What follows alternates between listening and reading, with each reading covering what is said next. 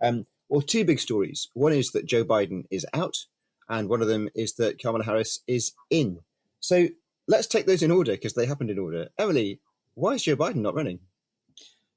Joe Biden is not running because finally, somehow, some way, it was conveyed to him that he was not going to win and he was going to take the party and perhaps the country down with him. According to reports, one of the key people involved in this was former Speaker of the House, Nancy Pelosi, who, if you know anything about recent American politics, you know that she, whatever else you want to say about her, understands power and counting the votes. So she was apparently integral to it, and all of these other high profile Democrats someone had leaked that they were trying to make clear to Biden, you cannot do this anymore, like including Obama. So this Biden out movement was gathering momentum, and then he got COVID. He's in Delaware. And it was sort of, day to day, it was like, it's going to happen. It's not going to happen. It's going to happen. It's not going to happen. And I think finally, it happened. I mean, the reason Biden is not running is that Biden could not win this election, right? Every poll that came out was worse than the last, and it got to the point where it was not only are you not going to win the swing states that you need, you might make other states that should not be competitive, like Virginia, competitive, and you're not just going to do that for yourself. You're going to do that for the Senate. You're going to do that for the House. You're hurting this thing that you say that you care about, which is democracy.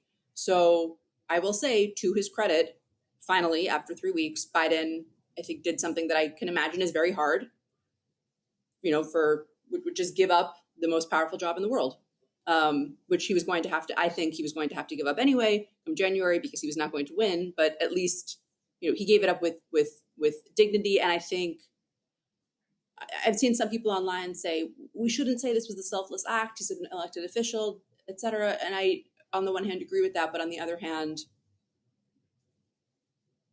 Trump would never have done this, right? Like it is sort of a reminder of the importance of not only of strong political parties that can check their leaders instead of becoming cults around them, but also of public officials who can still somehow be reminded that they're there to serve the public. They're not there for themselves.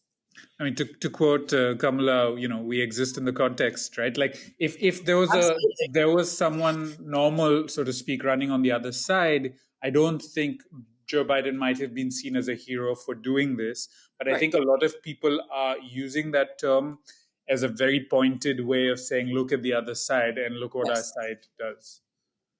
Yeah, absolutely. Not just look what our side does that they don't do, but I think you're right that it's because Trump is so much of a threat that people were, and coming out of the RNC, one of my takeaways was they can beat this guy with a different candidate, right? Like that was not a good acceptance speech from Trump by any stretch of the imagination. Having your candidate doze off while his son is speaking at the convention is not good.